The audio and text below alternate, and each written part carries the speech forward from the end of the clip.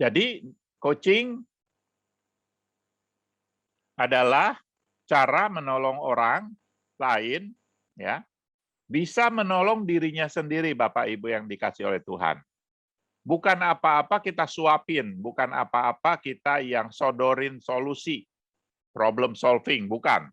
Itu mentor ya. Jadi kita menolong orang lain bisa menolong dirinya sendiri supaya bisa move on. Bisa move forward, sorry pakai kata move forward bukan move on ya. Bisa bergerak melesat ke depan melalui apa? Dengan cara apa? Melalui upaya pendampingan, pemberdayaan yang berkesinambungan, yang terus-menerus. Kita dampingi orang itu, kita berdayakan, sambil kita berdayakan, kita dampingi dia. Ya. Jadi dua kata pendampingan dan pemberdayaan nggak bisa ditinggalkan, nggak bisa dipisahkan seperti koin bermata dua. Ya.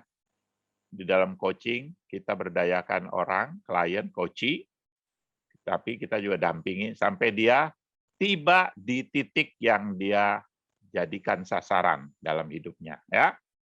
Nah, jadi di sini kita melihat arti yang lebih fokus dari kata move forward tadi, supaya orang itu bisa melesat ke depan, kita sebagai coach, kita mencoba membuka pintu-pintu yang baru.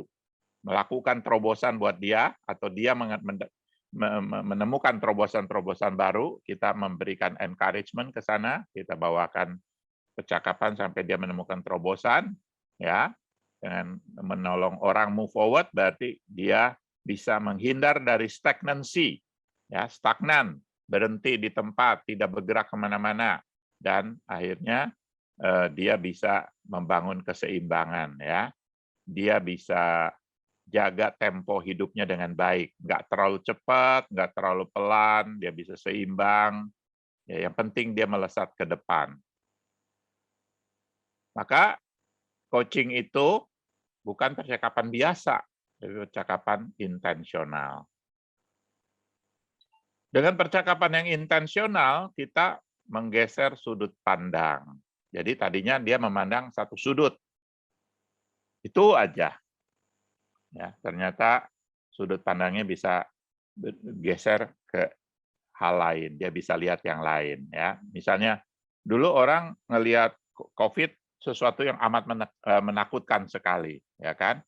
Sudut pandang kita mengatakan bahwa COVID adalah sesuatu yang mematikan, membahayakan kita. Kita kayaknya nggak bakal bisa apa-apa, nggak bisa bergerak kemana-mana. Tapi belakangan muncul kesadaran gitu loh.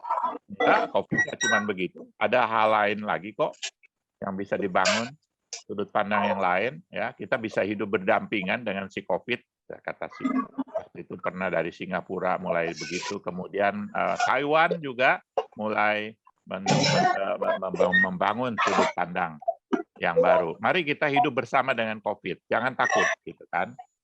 Terus ada lagi orang yang mempunyai sudut pandang, oh dengan COVID ini kita bisa memetik hal-hal yang positif. Tadinya kita udah takut, kita udah rasanya frustrasi ya, dagang susah, perusahaan-perusahahan ya. Wah, ini ada suara-suara di luar, nanti mohon moderator bisa mute sebentar ya. Nah, itu menggeser sudut pandang ya. Termasuk memperluas perspektifnya. Jadi tadi dia mungkin ngelihatnya kayak orang pakai kacamata kuda gitu kan. Kalau kuda kan ngelihatnya mesti fokus ke depan, dipakein kacamata khusus tuh buat kuda tuh. Frame khusus supaya dia nggak lihat ke kanan ke kiri. Ntar kalau dia lihat ke kanan ke kiri tidak fokus ke depan, ya, maka dia larinya akan liar. Maka dipasangin kacamata kuda. Nah, kadang-kadang kita manusia juga pakai kacamata kuda. Kacamata yang biasa dipakai kuda-kuda itu. Kita hanya ngelihat satu sisi aja. Ya, perspektif kita sempit. Begitu kan? Perspektif yang mungkin negatif thinking ya. Padahal ada posisi positifnya misalnya. Perspektif yang merasa apa-apa pasti bisa, tapi ternyata kita mesti lihat ke perspektif yang kadang-kadang kita nggak bisa kontrol, nggak bisa apa-apa bisa. Kita harus takluk kepada pimpinan Tuhan dan sebagainya. Jadi semuanya itu melalui percakapan coaching, si klien, si coachee itu perspektifnya diperluas. Bagaimana caranya? Nah, itu dia yang nanti akan kita pelajarin ya. Dan tentu untuk mencelikan blind spot dia. Orang lain bisa lihat, dia nggak bisa lihat. Itu namanya blind spot.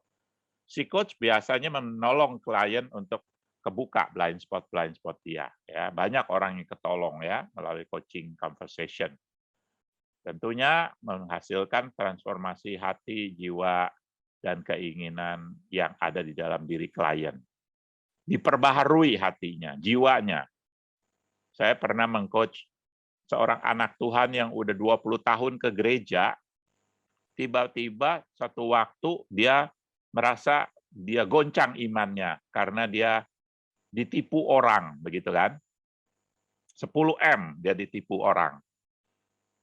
Dia goncang, dia merasa Tuhan nggak ada, gitu kan? Atau Tuhan itu tidak menolong dia dalam keadaan yang bertahun-tahun uang kehilangan 10M, pakai pengacara sana sini nggak menang dan lain sebagainya. Tapi dia jelas pada posisi dia yang benar, ya demi kebenaran makanya dia dijebloskan kepada sebuah kerugian tertentu lah, pokoknya diputar balik segala macam. Saya tidak tahu persis apa case-nya ya. Nah, terus dia datang kepada saya ya, dalam situasi yang seperti itu. Nah, saya coach, saya bukan melakukan konseling, ya kan? Saya mengcoach, ya. Misalnya waktu ngobrol-ngobrol, saya suruh dia sharing apa yang kamu pahami sih tentang iman kamu di dalam situasi seperti ini. Ya, dia bilang iman saya kayaknya udah nggak ada, nggak kayak seperti dulu. Tuhan nggak menolong saya, Tuhan itu kayaknya nggak ada. Apa benar Tuhan itu menolong saya? Apa benar kalau Tuhan ada kok nggak tolong saya? Seperti itu. Lalu saya ngobrol-ngobrol ya sambil nanya dong. Saya seperti memasang cermin di depannya dengan pertanyaan saya. Dari pertanyaan itu dia bercermin gitu kan, dia bisa lihat keadaan dirinya sendiri. Misalnya saya akan tanya, dulu waktu Tuhan itu Bapak rasakan ada, itu dari mana Bapak tahunya? Dia mulai mikir. Ya, saya percaya dulu Tuhan itu ada karena saya dulu dari nggak ada apa-apa, sekarang waktu itu saya dibikin sukses, segala macam dibuka jalan. Apalagi? Apalagi yang Bapak tahu bahwa Tuhan ada di masa-masa yang lalu? Dia mulai mikir lagi. Apa, terus saya ada apa lagi yang Bapak tahu? Tuhan itu pernah ada. Sekarang Bapak bilang Tuhan sepertinya nggak ada. Sampai akhirnya pada satu titik, iya ya, mestinya sih Tuhan ada ya Pak Paulus. Ya, berubah tuh ya, mulai berubah. Ngobrol 10 menit udah berubah. Iya ya Pak Paulus, mestinya Tuhan ada ya. Kenapa tiba-tiba saya berpikir nggak ada ya? Iya ya, kok bisa tiba-tiba ya? Jadi yang Bapak sedang hadapin apa sih sebenarnya? Saya sedang menghadapi sebuah problem yang bertahun-tahun nggak terpecahkan, uang saya hilang 10M. Oh, jadi Bapak sedang menghadapi itu. Jadi problem itulah yang Bapak merasa Tuhan itu nggak ada. Dia mikir lagi, iya ya nggak fair juga ya. Dulu aku dapat keuntungan bisa puluhan M, ratusan M. Dagangan aku, perusahaan aku, pabrik aku begitu maju. Kok 10M ini menggoyangkan saya ya, kok ada yang aneh ya. Bapak merasa ada yang aneh, anehnya di mana? Iya ya, aneh. Nggak benar aku ini. Lah, siapa yang suruh bilang nggak benar? Saya nggak salahin dia, tapi dia ngaku sendiri. Ya. Jadi hatinya tertransform. Saya nggak ngajarin doktrin, saya nggak khotbahin dia. Coba tuh lihat. Ya, kalau dikhotbahin paling dia ya, ya, amin, amin. Tapi nggak ada perubahan yang masuk ke dalam jiwanya gitu loh. Nggak di-challenge dengan pertanyaan tertentu. Nggak di-provoke dengan pertanyaan yang menggelitik, membuat dia mikir, yang menohok. Jadi hatinya tidak bergoyang, jiwanya tidak bergoyang, ya mempengaruhi dari keinginan dia juga nggak pergi kemana-mana. Ya. Nah tentu jadinya mengubah mindset dari sempit jadi luas. Ya. Lalu yang kita ubah siapanya? Orangnya, bukan problemnya. Problemnya dia cari tahu sendiri akhirnya. Orang yang kita rubah, kan tadi bicara soal hatinya, pikirannya, jiwanya, itu kan orangnya, kepribadiannya, ya, sadar dia tahu salah di sini, sadar bahwa dia nggak fair, walaupun tidak ditunjukkan dosanya, gini gitu loh, ya. Puji Tuhan sekarang dia udah bangkit luar biasa, dia malah kayak seperti seorang pendeta, ya, melayani di marketplace, di sana sini, wah hebat sekali, ya, luar biasa, ya. Saya nggak usah sebutkan namanya, orangnya.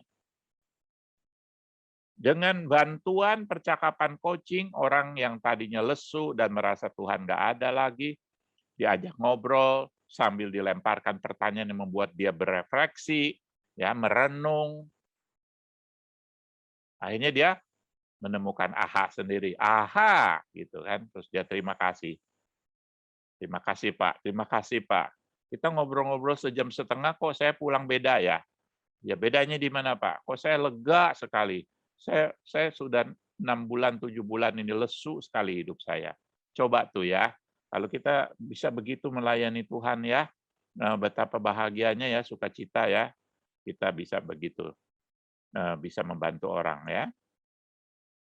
Jadi dari obrolan-obrolan itu pada akhirnya si klien mendapatkan penemuan-penemuan. Ya, mendapatkan penemuan-penemuan dari siapa? Dari dirinya sendiri. Oke? Tentunya menggunakan banyak keterampilan ya di dalam meng-coach itu. Kita harus bisa active listening ya, kita harus bisa terampil mendengarkan, aktif, bukan cuma sekedar dengar ya. Kalau cuma dengar terus hilang, kita nggak perhatian, kita kurang serius dengerinnya, nggak nangkep yang dia ngomong. Itu cuma mendengar. Tapi kalau mendengarkan, artinya kita penuh perhatian. Dia mau ngomong apa sih? Intinya apa sih? Apa yang dia benar-benar susahin sih di sini? Kenapa dia sampai begitu susah ya dalam hidupnya? Apa yang hilang dalam hidupnya? Gue pengen tahu nih. Gue penasaran, gue mau dengar dari ceritanya dia. Itu loh, dengar-dengar yang begitu modelnya. Ya kan? Dan kita memakai pertanyaan-pertanyaan yang dahsyat, yang menggelegar. Nah, mungkin Anda bertanya, Pak, pertanyaan itu gimana dibuatnya? Kalau Anda belajar yang lebih mendalam, kita ajarin. Tapi kalau di sini terlalu umum, mungkin saya hanya menyebut aja. Ya. Di dalam kelas-kelas yang certified, baik khusus untuk kelas para pendeta maupun yang profesional, diajarkan cara membangun pertanyaan yang membuat orang mikir, gitu loh. Yang membuat orang yang tadinya males mikir, jadi mikir. Yang tadinya nggak kreatif, jadi kreatif pikirannya. Dengan pertanyaan-pertanyaan. Misalnya ada orang bilang gini, Pak Paulus, saya belakangan males loh ke kantor. Seperti apa malasnya? Males banget udah rasanya kalau bangun tuh nggak mau bangun, pengen tidur siangan. Cari alasan supaya nggak ke kantor. Males banget, udah nggak ada semangat. Terus kamu datang cari saya, kenapa? Ini kenapa ya? Kok saya begitu? Berarti ada yang nggak beres atau bagaimana? Iya, ada yang nggak beres. Oh, berarti Anda sadar ya, Anda nggak beres ya. Baik, menyadari bahwa ada yang nggak beres di situ. Oke, yuk kita bicara soal semangat pergi ke kantor. Kapan atau dalam kondisi apa kalau kalau kondisi itu ada, Bapak akan semangat. Situasi yang seperti apa kalau situasi itu ada, Bapak akan semangat. Mulai dia ke belakang duduknya mikir ya apa ya? Kalau kondisi apa yang kalau itu ada aku semangat. Ah, ini Pak, saya bertahun-tahun kerja di perusahaan Pak ya. Atasan tuh nggak pernah ngasih saya semacam pujian kecil.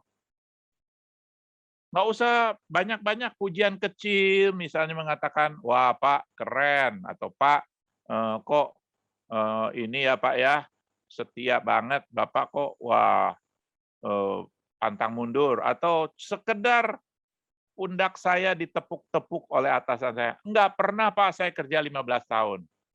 Kalau saya digituin, saya pasti semangat. Oke, saya dengerin aja. Terus apa lagi yang membuat Bapak akan semangat? Kondisi yang seperti apa Bapak akan. Nah, dia mulai menerawang kan pikirannya kan. apa ya, kondisi apa yang mesti ada supaya aku semangat di kantor atau di gereja, katakanlah begitu kan. Apa ya, dia mikir, dia nggak boleh sembarangan jawab karena ini memang pergumulan dia. Dia mikir, apa ya, kondisi apa yang mesti ada supaya aku semangat ya ke kantor ini. Nah, dia mulai ngomong. Nah, apa yang dia katakan itu, saya harus tangkap, lalu saya gali lebih dalam. Maksudnya apa waktu Bapak ngomong seperti itu? Nah, gali. Meminta pertanyaan klarifikasi namanya. Maksudnya apa? Ada yang Bapak nggak ngerti, tanya lagi. Pak, maaf saya nggak ngerti tadi Bapak ngomong itu yang tadi yang terakhir. Bisa nggak lebih detail lagi? Cerita lagi. Nanti lama-lama sama-sama akan ngelihat ada sesuatu hal yang kelihatan, yang tadinya ketutup. Waktu cerita, ada yang tadinya ketutup, kelihatan. Yang tadinya terpendam, muncul ke permukaan. Itu dia ya yang diharapkan dalam sebuah percakapan coaching. Ya. Memakai pertanyaan itu amat penting ya untuk memunculkan awareness, ya, kesadaran, memunculkan yang disebut penemuan dari dirinya sendiri. Bukan diberitahu, bukan dikasih solusi, bukan tips, bukan dikasih motivasi, bukan dikotbahin. Tapi self-discovery, penemuan dari dirinya sendiri. Oke. Nah, di sini saya kasih banyak contoh-contoh pertanyaan yang dahsyat, yang disebut powerful question. Contoh, ya ini saya nggak usah bahas karena ini akan meletihkan sekali. Tapi slide ini di akhir pelajaran nanti pasti akan saya berikan kepada Anda. Ya, jadi ini free buat Anda. Anda baca-baca lagi nanti, tapi bukan sekarang. Ya, ini contoh-contoh pertanyaannya ya. Nah, kalau kita lihat di Alkitab, Tuhan juga memakai banyak bertanya kan. Kalau kita lihat contoh di Alkitab, kita masuk pendekatan coaching di Alkitab ya. Misalnya pertanyaan pertama yang Tuhan ajukan kepada Adam dan Hawa, di manakah engkau Adam? Itu pertanyaan coaching loh itu. Pertanyaan yang menohok pikiran Adam. Apakah Tuhan tidak tahu Adam di mana? Pasti tahu. Tapi kenapa dia tanya di mana? Berarti itu pertanyaan yang lebih bukan posisi kamu ngumpet di mana, tapi posisi eksistensi kamu di hadapan aku, di hadapan Tuhan Allah. Kamu sebenarnya lagi di mana? Ya kan? Nah, itu suruh Adam mikir. Apakah Adam bisa menjawabnya? Saya tidak tahu juga, karena Alkitab tidak mengungkapkannya. Tapi paling sedikit pertanyaan Tuhan dalam sekali. Sederhana kok. Di manakah engkau? Waktu saya pernah sibuk-sibuk, ya, sibuk sekali tiap hari, pagi, siang, malam. Anak saya, dia datang kepada saya. Dia duduk, liatin saya lama, gitu. Terus dia bilang begini, Papa, boleh nggak saya tanya Papa? Tapi Papa jangan marah ya. Oh, silakan. Ngomong apa? Ya, kamu mau nanya apa? Papa lagi ngapain sih? Lah, Papa lagi sibuk ini. Papa nggak ngerti pertanyaan saya. Papa lagi ngapain? Dalam nggak tuh pertanyaan sederhana itu? Dalam nggak teman-teman? Dia kira-kira mau nanya apa? Ayo kita jangan ke slide, tapi kita share di sini. Kira-kira dia sebenarnya intinya mau nanya apa? Punya waktu nggak buat saya? Bisa. Ya, Papa lagi ngapain sih? Kok sampai begitunya sibuk? Kamu nggak punya waktu buat saya. Papa lagi ngapain? Bisa kan? Ya kan? Tapi pertanyaan kan sederhana. Papa sebenarnya lagi ngapain sih? Nah, apalagi coba? Maaf ya, saya dari sore tenggorokan saya agak parau, jadi saya harus minum sering-sering.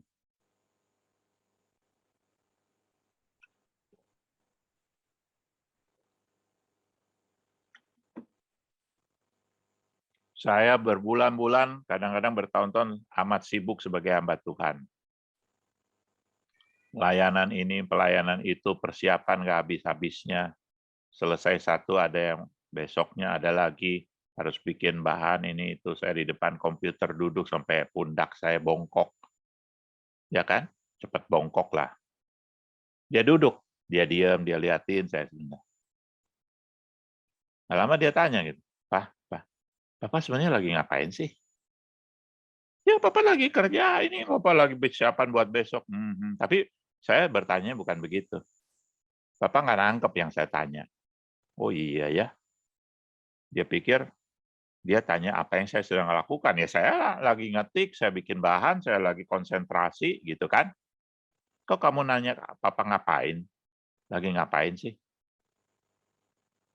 Berarti Papa nggak ngerti yang saya mau tanya. Kira-kira dia mau ngomong apa? Papa lagi ngapain sih? Gitu loh. Itu nadanya, perhatikan nadanya saya ngomong tadi. Tolong dengerin ya. Tolong Anda menjadi pendengar yang baik ya. Tolong dengerin nadanya saya ngomong tadi kayak apa. Kalau misalnya dia bilang, Papa, lagi ngapain? Kok kayak saya lagi dimarahin tentu kan? Papa, saya mau tanya, Papa jangan marah ya. Baik-baik loh. Papa sebenarnya lagi ngapain sih? Lihat wajah saya dan nadanya. Sebagai pendengar yang baik, Anda harus perhatikan gestur dan nadanya kayak apa. Terus kita mulai coba nangkep. Dia mau ngomong apa? Nanyanya sederhana. Papa sebenarnya mau ngapain sih? Ya, silakan. Kira-kira Papa punya waktu enggak buat saya? Itu bisa, ya. Itu bisa. Kok begitu sibuk ngapain sih? Buat saya nggak ada waktu. Oke, itu sama seperti Bu Mega tadi ya. Terima kasih ya, Ci. Ci siapa tuh tadi? Saya nggak kebaca, nggak kelihatan semua di sini. Pak Paulus, saya Yohanes. Kayaknya si anak tadi mau nanya gini loh. Apa sih yang dikerjain Papa kok nggak habis-habis? Kok terus gitu-itu aja gitu? Iya, bisa juga begitu. Tapi lebih tajam ujungnya apa? Kok ngerjain terus menerus gitu sih, gitu ya? Kok nggak Iya. habis-habis kerja terus menerus? Lebih tajam sebenarnya dia mau nanya apa? Pas sedang ngapain sama ibunya Bapak? Apa yang mau dicapai? Nah, Pak siapa tuh tadi? Dia mau nanya gini, Papa tuh lagi mau capai apa? Papa tuh goalnya apa? Umur dia separuh saya loh. Dia tanya anak kayak begitu, gue bisa marah loh. Kalau saya ego nih ya, saya marah loh. Umurnya separuh dari saya. Nanyanya kayak gitu, kurang ajar. Papa goalnya apa? Sibuk-sibuk yang apa? Papa lagi kerjain apa? Dia mau nanya, apa goal Papa sesibuk itu? Sah nggak dia bertanya seperti itu? Sah tidak? Valid tidak? Ini bapak-bapak jangan tutup mic melulu. Ayo dong ngobrol sama saya. Saya dari tadi udah bebusa nih. Ayo interaktif sedikit. Nah, Pak Paulus itu umur berapa, Pak? Anak Pak Paulus bisa nanya begitu. Kalau maaf ya kalau boleh tahu. umur Waktu 18 itu. tahun. Sebelumnya udah waktu ngerti. umur 10 dia pernah nanya itu. 18 dia tanya, kemudian 3 tahun yang lalu dia tanya lagi. Makasih, Pak. Valid nggak dia bertanya seperti itu? Umurnya separuh saya. Ya, saya sekarang 63. Yang terakhir Tuhan panggil dia umur 31, separuh. Waktu dia umur 18, umur saya udah 40, berarti lebih dari separuh. Kan kita kalau dengar anak nanya kayak itu kayak kurang ajar ya. Tapi saya belajar gitu kan. Orang nanya apa, aku harus nangkep. Toh saya jawab begitu, dia bilang, berarti Papa nggak nangkep yang saya mau tanya. Digituin. Digituin lagi, kesel lagi dong saya mestinya ya. Enggak. Terus saya mulai jelaskan, Papa melakukan ini semasa Papa masih hidup, Papa ingin memberkati orang lain. Papa mendidik, membina mereka. Bagaimana caranya membuat materi yang sampai orang itu bisa mengena dan pulang membawa sesuatu. Jadi untuk melayani orang-orang itu ya Pak ya? Iya. Apa itu tujuan terakhir Papa?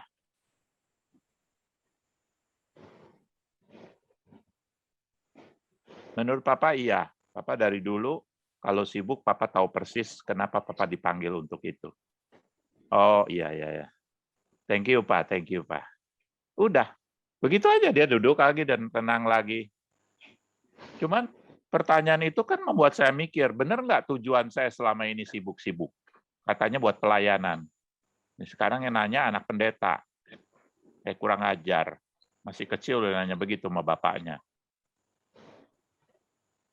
Ya kan? Tapi bagi saya itu berkat buat saya. Dia najemin saya punya tujuan dan motivasi pelayanan.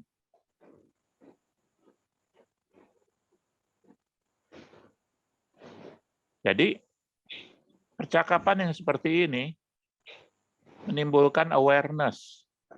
Betul nggak? Ya, menimbulkan sebuah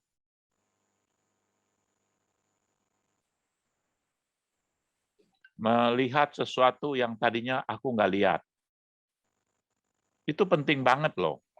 Ya, menimbulkan kesadaran atau membangkitkan kesadaran orang, membantu orang melihat apa yang tadinya dia nggak lihat, perubahan apa yang dia lihat sekarang tadinya dia nggak lihat. Itu amat penting sekali Bapak-bapak, Ibu-ibu dalam hidup ini, karena kita bukan mesin. Kita hidup bukan di program. Kita digerakkan oleh Roh Kudus untuk bekerja baginya dengan tujuan, dengan purpose. Boleh nggak kita melayani tanpa purpose? Boleh nggak kita bekerja mencari uang tanpa tujuan yang jelas? Ya kan? Boleh nggak kita jalanin pabrik siang malam, bikin cetak duit sana tanpa arah dan goal yang jelas? Nggak salah kita bekerja di marketplace, kita punya pabrik, punya toko, punya perusahaan, nggak salah. Ya kan? Tapi kita melakukannya itu tahu nggak apa tujuannya, ya kan? Kemana itu mau dibawa gitu loh. Untuk apa kalau harta udah banyak gitu ya? Ya puji Tuhan kalau banyak, nggak juga puji Tuhan, ya itu bukan isu ya. Tapi kalau Anda punya harta banyak, nggak usah mikir ini itu. Tahu nggak untuk apa tujuan itu hartanya kalau banyak? Jangan sampai nggak tahu. Jadi kalau kita cuma taunya ngumpulin duit doang di dunia ini, ya kehilangan arah lah. Orang-orang seperti ini butuh dicerahkan pikirannya. Mindset-nya dirubah. Dengan hadirnya kita sebagai coach, ya kan? Kita bisa mulai tanya yang sederhana. Makanya pertanyaan Tuhan sederhana loh. Tuhan bilang, Adam, di manakah engkau? Gitu kan? Where are you? Waktu Elia setelah mengalahkan 450 Nabi Baal dan dia dikejar-kejar oleh Isabel dan Raja Ahab, 2 hari 2 malam dia nggak berhenti sampai akhirnya dia kecapean. Akhirnya dia tidur. Udah tidur, dia bangun dikasih makan sama Tuhan, ya kan? Tidur lagi, yang kedua kali dia atau bangun udah ada air minum dan makan, ya siapa? Dia juga bingung barangkali siapa yang kasih gua makan gitu kan? Cuman Alkitab nggak mencatat bagaimana prosesnya. Tapi setelah dia agak seger sedikit, dia mulai diajak ngomong sama Tuhan. Sebelumnya kan Elia bilang gini, Tuhan, sudahlah biarkan aku mati aja. Ya, aku konyol dikejar-kejar oleh 2 orang ini, lalu aku lari sampai mau mati. Tuhan, lebih baik aku mati saja, kata Elia kepada Tuhan. Tuhan nggak jawab loh. Tapi setelah Elia dikasih makan, udah lari sepanjang harian, 2 hari 2 malam, nggak berhenti. Waktu dia seger, Tuhan menyapa Elia dengan pertanyaan. Perhatikan ini. Tidak pakai yang lain. Tuhan menyapa Elia untuk pertama kalinya ketika Elia udah seger lagi badannya dengan pertanyaan. Dia pakai pertanyaan. Pertanyaan juga simple. Apa yang sedang kamu kerjakan? Ya, apa yang kamu sedang kerjakan di sini, Elia? Kalau tadi, di manakah engkau? Jadi ini pertanyaan seperti anak saya tadi. Papa lagi ngapain sih di sini? Nah, dia kan lihat sendiri, bukan dia nggak tahu saya lagi sibuk ngapain. Ya kan? Tapi pertanyaan itu pertanyaan yang lebih ke esensi, lebih ke inti, bukan pertanyaan di permukaan. Lagi ngapain sih kamu Elia? Kata Tuhan. Nah, Elia cerita dengan bodohnya. Kan kau tahu sendiri, aku ini berjuang atas namamu, aku membela namamu, aku ke sana ke sini membela namamu. Kau tahu itu. Itu kan pertanyaan, jawaban yang bodoh kan, seperti Tuhan nggak tahu. Pertanyaan Tuhan bukan, aku nggak tahu yang kamu kerjain. Apa tujuan yang mau kamu capai dari semuanya itu? Kamu tahu jelas nggak misinya? Misi yang aku berikan kepada kamu sebagai nabi, kamu tahu nggak misinya? Misi aku, kata Tuhan. Nah, kalau kamu tahu, jangan ngomong sembarangan. Lebih baik aku mati saja, Tuhan. Jangan ngomong sembarangan begitu dong. Kamu kan aku panggil jadi nabi di sini, ya, yang menyambung perkataan Tuhan. Kamu menyampaikan perkataan aku. Kalau udah begitu langsung minta mati gitu kan. Berarti kamu kehilangan misi kamu dong. Kok bisa gitu kan? Nah, ini juga ada Petrus yang menyangkal Tuhan Yesus 3 kali.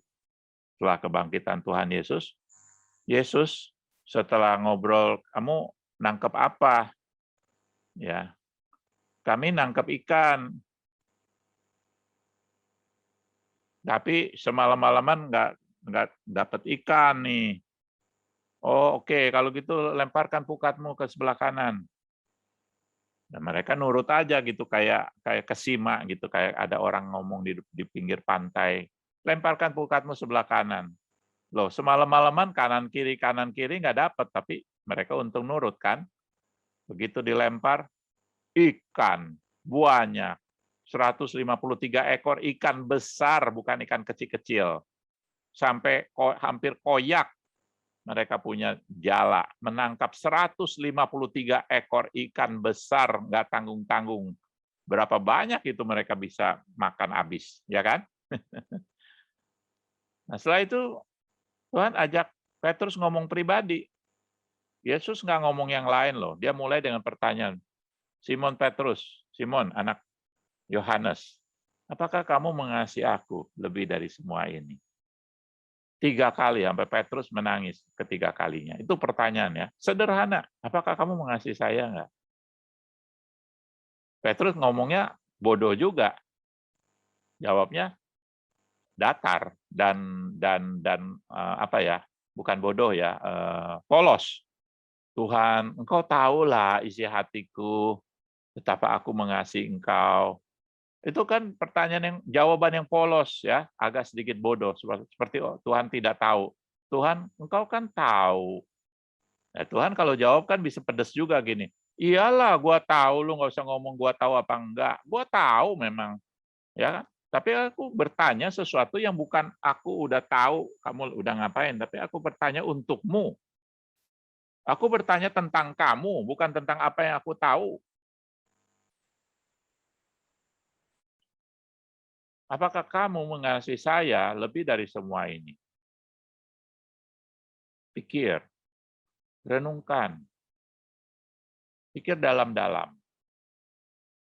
Tuh, ya. Jadi di Alkitab kita menemukan ya hal-hal yang seperti ini. Yuk kita interaksi, barangkali di sini ada teman-teman yang mau ngobrol dengan saya atau punya pandangan, ya, punya pikiran tertentu terkait dengan apa yang saya sudah sharekan itu.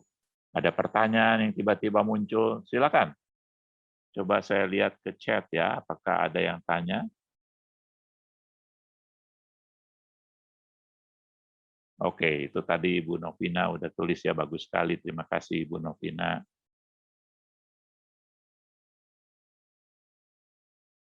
Saya sudah berbicara 30 menit. Apa yang menantang di pikiran Anda saat ini? Apa yang nantangin? Kalau orang Jakarta bilang, apa yang nantangin? kepikiran Anda? Bagaimana kalau waktu kita mengajukan pertanyaan itu Ya, jadi terutama mungkin ke anak-anak yang agak remaja dan ke bawah itu seringkali ini apa nggak tahu gitu jawabannya. ya, Nah, bagaimana cara kita menyiapkan pertanyaan lagi kalau iya. Memang itu ada tekniknya ya. Biasanya kalau yang negatif itu kita pakai namanya model bertanya lawan arah namanya ya. Jadi saya pernah menulis buku ini bestseller ya. Ini bestseller banget. Ini biasanya para coach beli buku saya ini pada umum. Ini judul bukunya. Powerful Killer Question. Ya. Pertanyaan dahsyat yang mematikan. Bagaimana caranya membuat pertanyaan yang seperti itu? Ada 5 model. Salah satu model pertanyaan adalah kalau dia negatif, kayak bilang tadi, saya nggak tahu, saya males, saya nggak semangat, saya nggak peduli, I don't care, I don't know, I cannot, gitu kan. Kita menggunakan pertanyaan model yang disebut model lawan arah. Nah, saya nggak tahu, dia jawab gitu ya. Oke, jangan kita marahin ya, jangan langsung kita, masa seumur segini apa-apa nggak tahu. Nah, nanti dia langsung merasa, oh gitu, ya udah lain kali lu nanya gue nggak mau jawab sekalian. Kan begitu kan? Nggak suka gitu loh digituin. Nah, tapi dia bilang dia nggak tahu. Oke, kalau gitu, apa yang kamu tahu? Yang kamu tahu aja. Pinter-pinter tuh. Jadi itu disebut lawan arah. I don't know, saya nggak tahu. Kalau gitu, apa yang paling simpel aja yang kamu tahu terkait dengan itu? Tergantung pertanyaan apa. Ini lagi ngomong apa ya. Misalnya saya pernah punya klien begini. Kamu tuh sebenarnya bagusnya di mana? What are you good at? Kalau orang bahasa Inggrisnya, what are you good at? Nah, kemudian, I don't know. Saya nggak tahu. Nggak tahu atau nggak punya? Nggak punya yang bagus-bagusnya tentang kamu. Nggak punya. Saya nggak bisa apa-apa. Oke. Kamu nggak bisa apa-apa. Kalau yang sederhana aja, yang kecil aja, apa yang kamu bisa? Walaupun nggak terlalu bagus. Ya, saya bisa main suling. Oh, kamu bisa main suling? Wow, keren tuh. Jadi jawabnya saya nggak tahu, saya nggak bisa, gitu kan. Tapi kita nanyanya kan pinter-pinter. Nggak usah bagus, nggak usah hebat-hebat. Apa yang kamu bisa? Tadi kan saya nggak bisa apa-apa, betul? Lawan arahnya apa? Apa yang kamu bisa? Ya saya paling cuma bisa main suling. Bagus tuh bisa main suling. Aku aja nggak bisa, kamu bisa. Hehehe. Apalagi?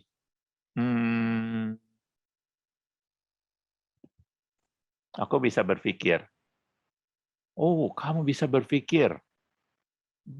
Mikirin apa tuh? Ya, mikirin pertanyaan-pertanyaan yang susah dijawab. Berarti kamu pinter dong. Enggak lah, nggak bisa apa-apa. Tapi paling nggak kamu bisa mikir. Ya, dalam 10 menit, dia bisa menyebutkan 8 hal. Yang tadinya dia bilang dia nggak bisa apa-apa. 8 hal dia bisa sebutkan. Saya bisa ini, saya bisa ini, saya bisa ini. Artinya dia bisa atau nggak bisa orangnya? Bisa.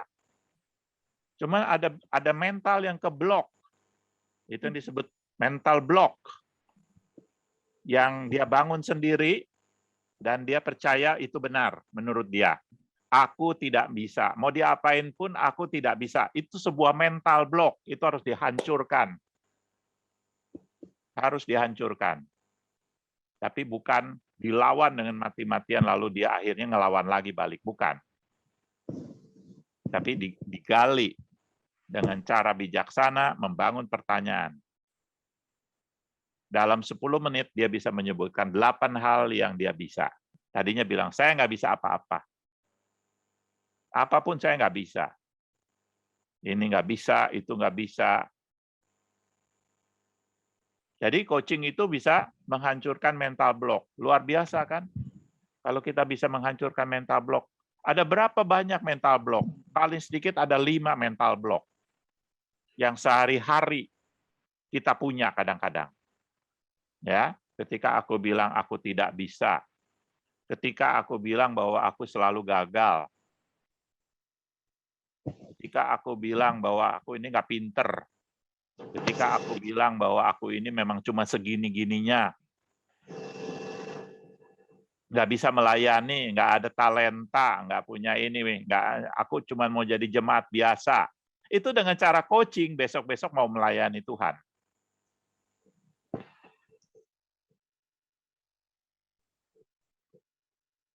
Saya punya banyak contoh kesaksian yang orang tadinya lemes-lemes dan pengennya, dia pikir, ke gereja aja deh. Menjadi orang Kristen biasa, Pak Paulus, saya nggak mau macam-macam kayak itu, apalagi fanatik. Nggak mau melayani. Buat apalah, udah saya mah begini aja, jadi anggota gereja aja. Saya ada berkat, saya kasih persembahan. Saya ikut kebaktian, selesai. Banyak kan yang kayak begitu di gereja? Banyak nggak? Saya mau jadi orang Kristen biasa aja deh. Ya kita ngobrol. Yang nggak biasa tuh kayak apa?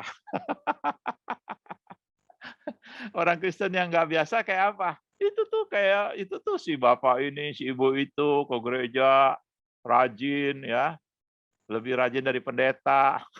Tiap hari ada di gereja. Ada loh yang begitu loh. Lebih rajin dari pendeta loh. Tiap hari ada aja di gereja. Bukan tenaga TU ya, itu lain lagi, itu memang dia kerja.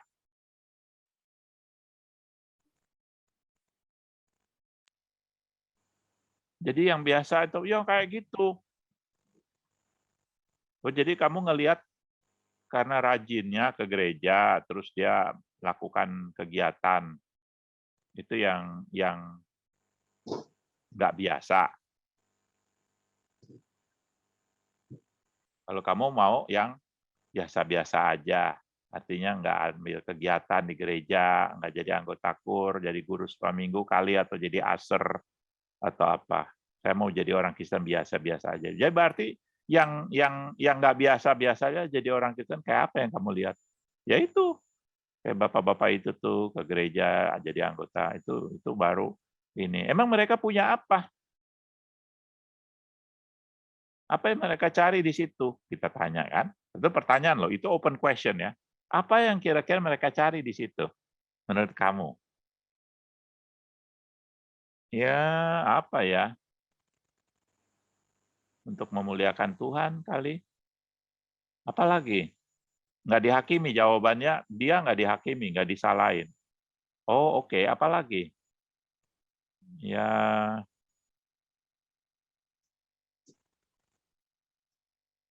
apalah, kita tunggu aja jawabannya dia, terus kita dalemin cakapan dia. Sampai muncul sebuah kesadaran gitu loh. Dia yang mutusin, apa artinya yang disebut orang Kristen biasa-biasa saja, dan orang Kristen yang melayani. Sampai dia lihat bedanya di mana. Ya, jadi sebenarnya kan gini, kita yang melayani Tuhan, kita juga orang Kristen biasa-biasa aja kok. Benar nggak sih?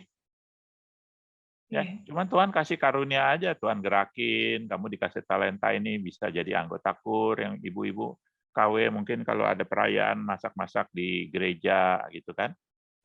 Kan di gereja kan sering masak-masak tuh ya, waktu itu lagi belum pandemi di Elion, saya tahunya begitu, sering masak-masak tuh di gereja tuh. Ibu-ibu kalau ada kegiatan ya. Ternyata kan orang Kristen yang melayani juga orang Kristen biasa-biasa. Jadi paling enggak dia bisa bedain gitu. Biasa sama nggak biasa emang di mana itunya, esensinya di mana gitu. Nah, akhirnya dia barangkali punya kesadaran baru tentang melihat aku seharusnya menjadi orang Kristen yang seperti apa. Biar dia sendiri yang menemukan, bukan kita yang memberikan definisi. Kalau kita yang memberikan definisi, nanti dia bantah. Oh begitu, saya nggak setuju dengan pendapat Bapak. Jadi rame. Biarin dia berkembang. Dia menemukan dia punya definisi, dia menemukan dia punya pemahaman tentang menjadi orang Kristen itu seperti apa. Kan Roh Kudus bekerja dalam hatinya. Cuman kita yang sebagai alat yang dipakai oleh Roh Kudus untuk membangkitkan kesadaran yang ada di pikiran dia. Ya, untuk membuat dia berpikir dan Roh Kudus bekerja dalam pikirannya itu sampai menemukan hal-hal yang esensi yang Tuhan mau dia lihat. Di situ Christian coaching ya pentingnya bahwa kita menyerahkan percakapan itu ke dalam tangan Tuhan supaya Roh Kudus bekerja melalui percakapan itu, menghasilkan perubahan-perubahan.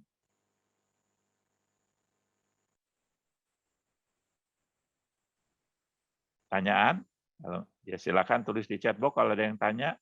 Kalau ada yang merasa sesuatu yang Anda pikir menggelitik saya. Pak Paulus. Ya, silakan. Siapa? Saya, Pak. Pak, siapa? Iya. Tolong saya erannya ya di layar saya kalau ada yang bicara, nggak ada frame kuningnya. Kalau yang dulu tuh kalau ada yang bicara, frame kuningnya ini. Saya mungkin settingannya salah ya. Nggak, kalau siapa yang bicara, gambarnya nggak ada kuning pinggirannya. Kalau Bapak Ibu tahu nggak siapa yang bicara? Ya, saya Ada Mika, Pak. Oh, Mika ya. Oke, Ya. Pak Mika, gimana Pak? Ya, malam, Pak.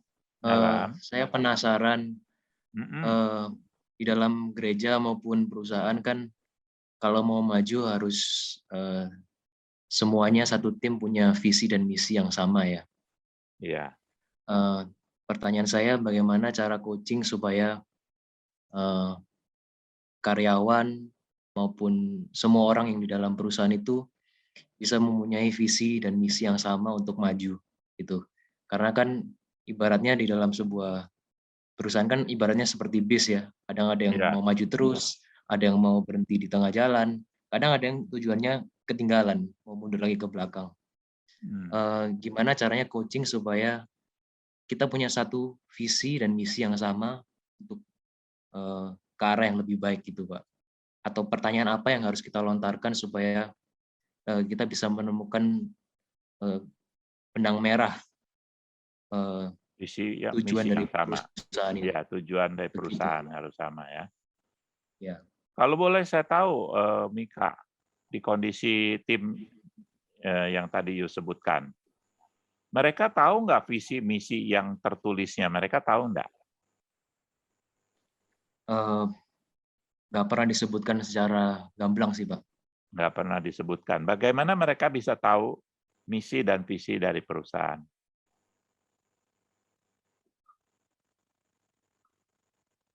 Ya mungkin kalau tertulis gitu, tapi kan apa ya? Takutnya kan hanya sebagai pajangan gitu. Ah, betul sekali. Saya setuju sekali. Ada orang yang udah tahu tapi jadi pajangan. Artinya kan apa yang mereka ketahui nggak terjadi gitu ya, Mika ya. Sejauh yang Mika perhatikan, katakanlah itu timnya Mika ya, katakanlah ya, saya nggak tahu tadi saya nggak tanya detail. Seandainya itu adalah tim Mika.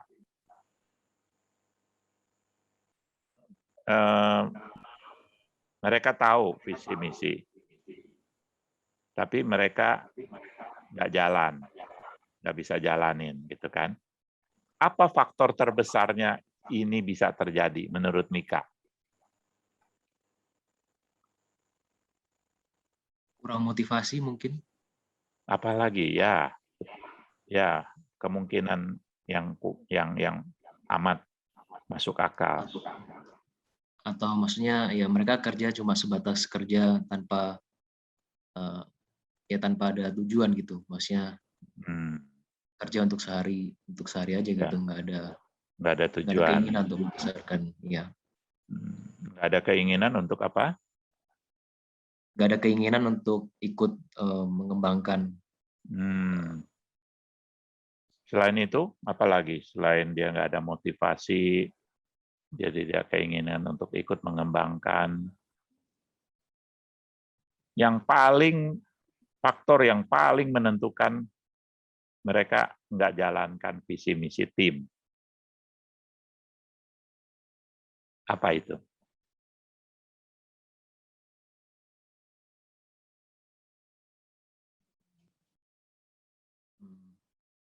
Mungkin kurangnya rasa memiliki gitu ya Pak.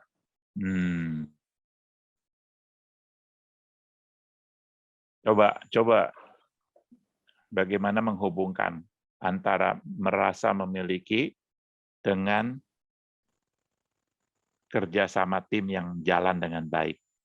Di mana hubungannya? Kalau Mika boleh share ke saya.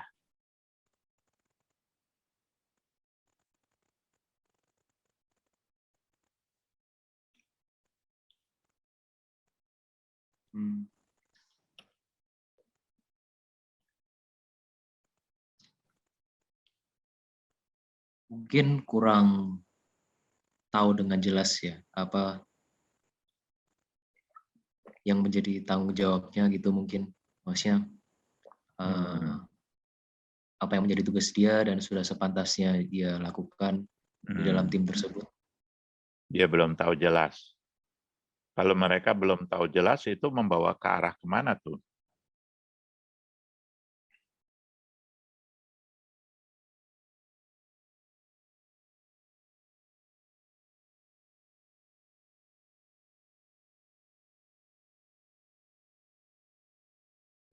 Maksudnya ke Akan membawa konsekuensi kemana? Konsekuensinya apa kalau mereka belum tahu tugas dan tanggung jawabnya sebagai anggota tim misalnya gitu ya? Apa konsekuensinya? Akibatnya apa yang kepikiran oleh Mika?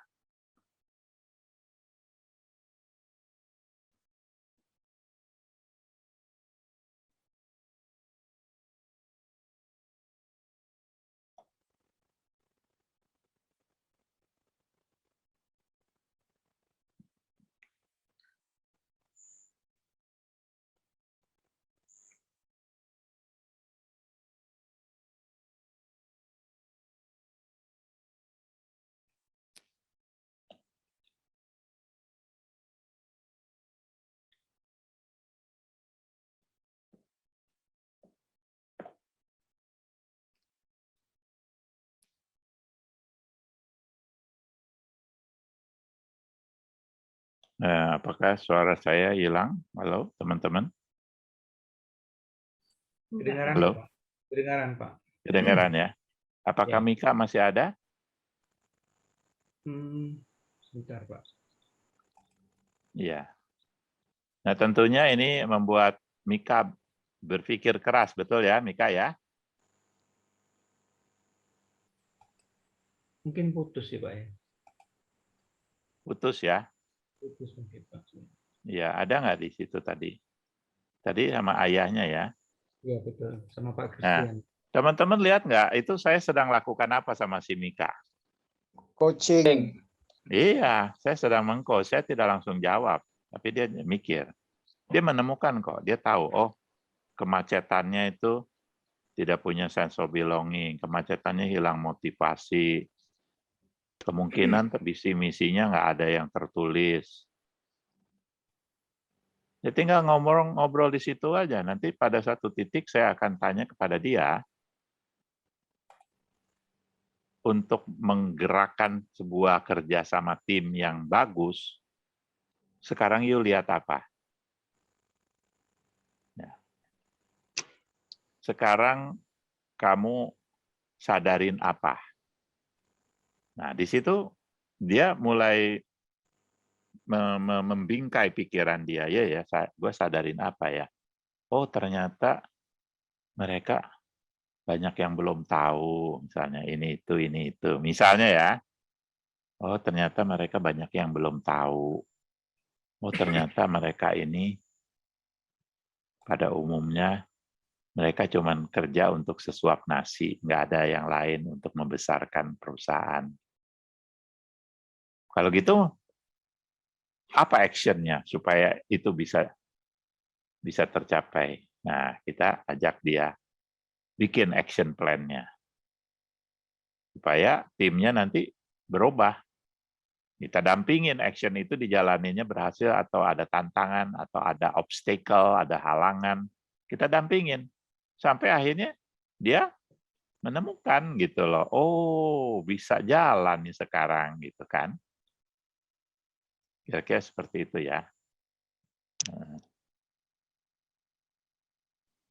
Jadi kalau boleh saya simpulkan, maksudnya melibatkan mereka lebih gitu ya Pak, misalnya dalam tahap perencanaan atau diajak diskusi gitu mungkin ya, Ya, maksud Pak bisa. Paulus. Nah, iya.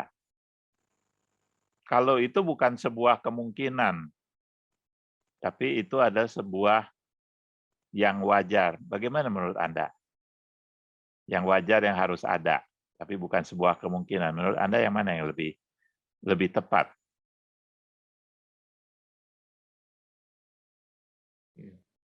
Ya sudah sewajarnya diajak Nah, diskusi. iya. Jadi kalau besok-besok ke kantor, apa yang akan dilakukan dulu? Kalau ini terkait dengan tim kamu ya, Mika. Mika ya betul ya tadi ya? Iya betul Pak. Nah, besok-besok apa yang akan kamu lakukan dulu di kantor supaya timnya jalannya bisa bagus? Iya Pak, makasih sudah terjawab. Udah terjawab ya, thank you ya. Nah, jadi rasanya gimana? Kalau udah terjawab, rasanya gimana, Mika? Ya, kalau belum dicoba, belum ada hasilnya, belum tahu Pak. Tapi ya setidaknya lebih terbuka pikirannya. Udah terbuka ya. Nah, Ya. waktu kepikirannya udah kebuka itu, perasaan Mika gimana? Pengen cepat-cepat mencoba. Nah, Anda lihat semangatnya beda-beda. Ya, terima kasih Mika ya. Udah sempat nanya Ya, dan makasih Pak berdialog Paulus. dengan saya. Sama-sama Mika. Anda lihat teman-teman, semangatnya udah beda. Saya cuma memakai waktu nggak sampai 10 menit tadi kalau nggak terputus. Semangat Mika udah rasanya pengen cepet-cepet besok saya mau lakukan apa gitu loh. Itu drive-nya udah beda. Tadi kan dia, aduh gimana ya, kok tim ini bisa nggak jalan, kenapa ya? Gimana supaya mereka timnya bisa jalan ya? Ada kegalauan. Jadi yang terakhir, gimana perasaan? Rasanya saya mau cepet-cepet besok ke kantor. Saya mau melakukan sesuatu. Gebrakannya ada dari hati. Ini yang amat penting ya. Kalau orang udah dari hatinya udah ada gebrakan, nggak usah disuruh apa yang terbaik. Bahkan saya tanya mau ngapain besok. Udah Pak, saya udah tahu jawabannya. Tuh. Nggak usah di-sharingkan, dia tahu sendiri dia mesti ngapain. Nggak usah saya kasih tahu kok. Anda lihat the power of coaching, ya. Oke. Nah, kita lanjutkan sedikit ya. Ini waktunya tinggal 13 menit lagi, benar nggak sih Pak Edi? Iya, benar Pak. Iya. Benar ya, 13 menit lagi ya. Oke, kita lanjutkan materi saya ya.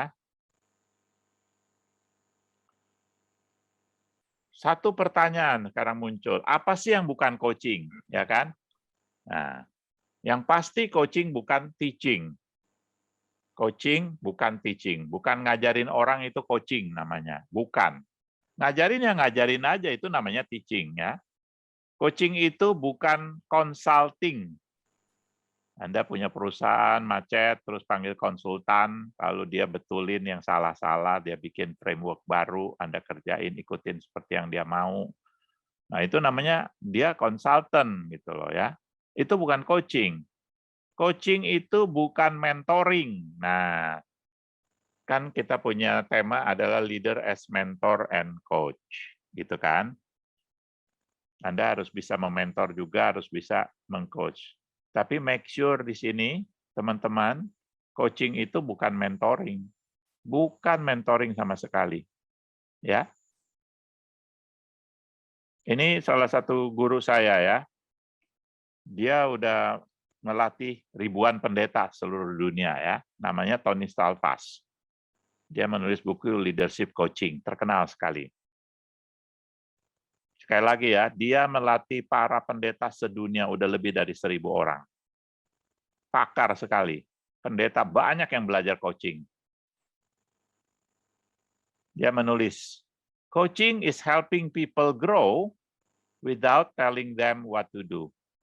Coaching adalah upaya menolong orang-orang bertumbuh tanpa memberitahu mereka bagaimana caranya. Caranya nggak diberitahu, tapi menolong mereka bertumbuh tanpa diberitahu, mesti gini, mesti gitu. Nah, itu berarti coaching tuh. Kalau namanya kita bawa orang bertumbuh, lalu kita kasih tahu, ada 5 step loh, ada 5 langkah loh, solusinya begini nih, begitu, begini, begitu, ya kan? Menurut pengalaman aku, kalau ngadepin kayak gitu, harusnya begini, aku sudah pernah di situ, aku udah ngerti lah, pokoknya kamu ikutin aku lah, aku udah pernah begitu semua, ikutin nanti kamu sukses. Itu bukan coaching, teman-teman, itu mentoring. Ngasih tahu, kasih usul, kasih solusi, kasih wejangan, kasih insight, kasih nasihat, merasa aku pernah di tempat kamu dulu, aku lebih pengalaman, aku lebih ahli di bidang yang kamu sekarang lakukan, aku lebih ahli, makanya aku akan ajarin kamu supaya kamu pintar seperti aku. Itu bukan coaching, Bapak Ibu, itu mentoring. Ya, di dalam pelayanan perlu nggak jadi mentor? Perlu, karena kita kalau terhadap menti-menti yang misalnya mereka adalah pemuda, remaja di gereja, yang umurnya mungkin terpaut 10-20 tahun, manggil kita koko, ada yang manggil kita om, gitu kan. Jelas kita mentor. Dari pengalaman kita udah duluan dari mereka. Dari pengetahuan kita kemungkinan lebih berpengetahuan dari mereka yang junior.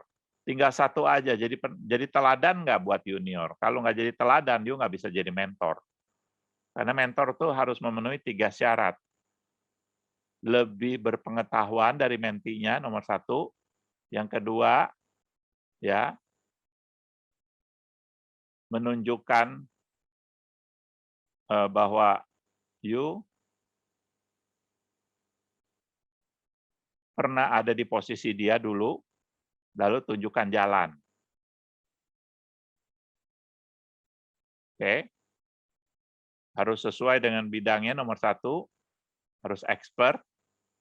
Yang kedua, tunjukin jalan, karena you pernah berdiri di tempat seperti dia sekarang dulu, gitu kan.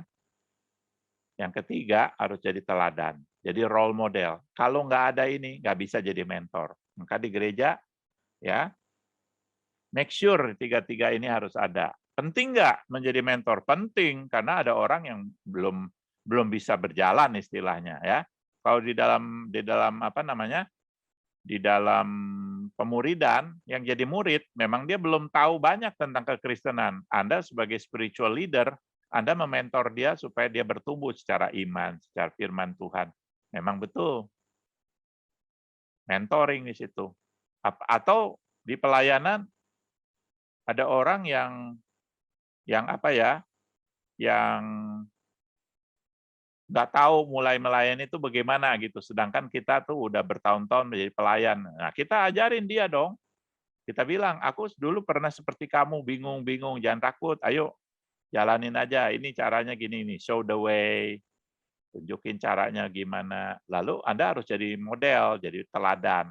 Jadi teladan pelayan yang baik. Jadi dia dengerin, dia menghormati Anda karena Anda teladan yang baik gitu loh. Semuanya itu penting, ya. Jadi di gereja coaching penting, mentoring juga penting, ya. Menolong orang dengan 2 cara, silakan boleh, ya. Jangan mentang-mentang udah belajar coaching yang mentoring nggak usah. Mentoring sama coaching kadang-kadang Anda combine, ya. Anda campurkan supaya efektif buat seseorang. Karena ada orang yang sebagian perlu di mentoring, sebagian perlu di coach. Nah, jadi perbedaan coaching sama mentoring ya seperti ini ya. Kalau saya gambarkan Dena ini ya. Ini coaching, ini ada mentor di sini.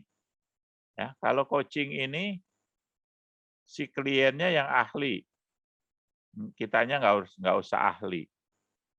Dan Anda menggunakan asking question, pertanyaan, menggunakan banyak pertanyaan. Ini tugas seorang coach. Nggak harus expert, malah kliennya yang expert. Beda dengan mentor, mentor ada di sini, kamu yang harus expert. Mana ada mentee lebih pintar dari mentornya. Berarti mentornya bukan mentor dong. Orang mentinya lebih pintar. Mentor harus lebih expert. You as expert. Kamunya yang harus expert. Lalu tuh dia lebih cenderung ke bawah. Ya, dia memberikan jawaban-jawaban, solusi, nasihat, pengajaran, mesti gini, mesti begitu. Itu bedanya mentor sama coaching di sana. Ya. Nah, sebelum ke live coaching ini minggu depan saya akan peragakan ya dan banyak contoh-contoh peragaan. Oke, kita berhenti dulu ya.